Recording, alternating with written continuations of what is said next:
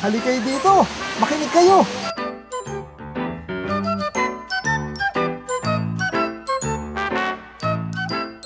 Oh, makinig kayo. Meron ako ikukwento sa inyo.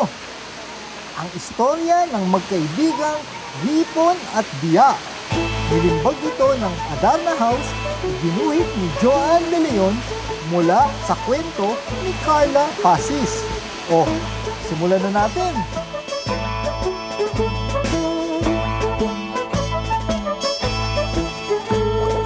Sa maputing buhangin ng isang bahayang isda, nakatira si Hipon at si Biya. Kahit hindi magkauri, magkasama silang nakatira sa isang lunggang binungkal sa buhangin ni Hipon. Trabaho ni Hipon na panatilihing malinis ang kanilang lungga. Hindi niya hinahayaang pasukin ito ng buhanging dala ng mga alon.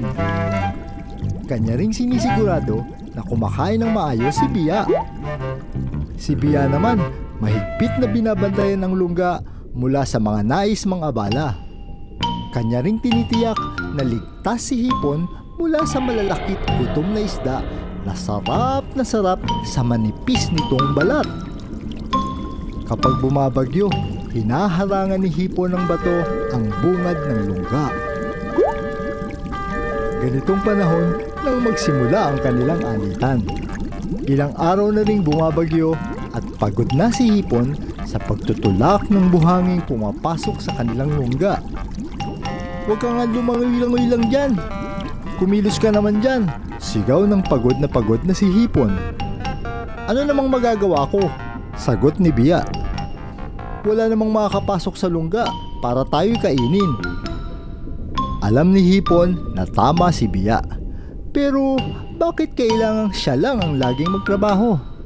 Ikuha mo ako ng pagkain. Utos ni Hipon. Kamutin mo ang likod ko. Pero mga palikpik lang ang meron ako. Sagot naman ni Biya. Nagustuhin man ay hindi magawa ang mga utos ni Hipon. Hindi na matiis ni Biya ang nangyayari. Kaya pagkatapos ng bagyo, lumangoy siya palabas ng lungga. Saan ka pupunta? Tanong ni Hipon. Maghahanap ako ng ibang lungga. Sagot ni Biya. Kung sa kanyang palagay ay kailangan ko siya. Nagkakamali siya, sambit ni Hipon. Di nagtagal, lumabas si Hipong malabo ang mata. Isa palang pindangga ang naghihintay sa kanya sa labas ng lungga. Siguradong magiging pagkain isda ako ngayong wala na si Biya. Iyak ng kaawa-awang si Hipon. Hindi naman nalalayo si Biya. Kailangan niyo ba ng isda para magbantay ng lungga? Ngunit ang bawat lungga ay may sariling biya at hindi na nangangailangan ng isa pa. Saan ako matutulog nito? Tangis ni Biya. Pagsikat ng araw, nagbungkal si Hipon palabas ng lungga. Nagbalik ka! Sigaw ng napakasayang si Hipon. Kailangan kita upang bantayan ako. Pinapangako kong magpapakabait na ako at hindi na ipagagawa ang alam kong hindi mo kayang gawin. Mabuti naman, sabi ni Biya.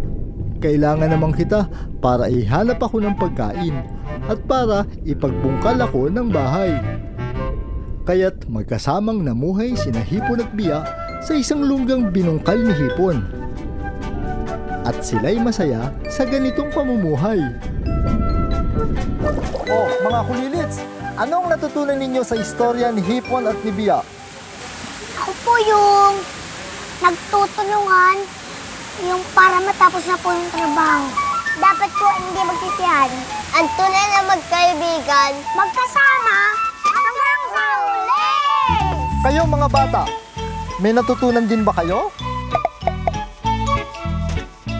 Tama! Mas maraming magagawa kapag nagtutulungan tayo.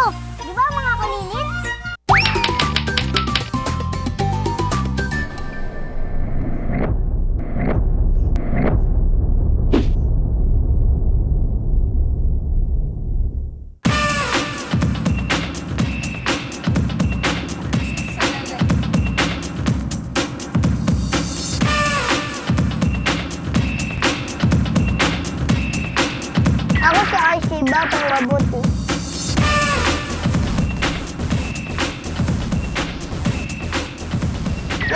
tumutulong kay Mami and Daddy.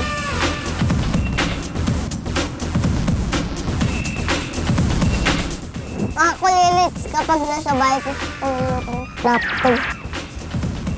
Check this out. Kapag kataas mo kumain, plato yung ligpitin.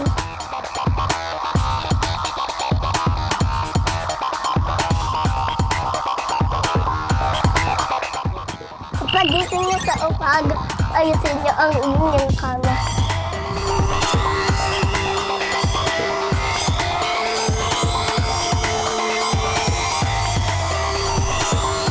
I-shoot sa lalagyan ang mga ginamit na laruan.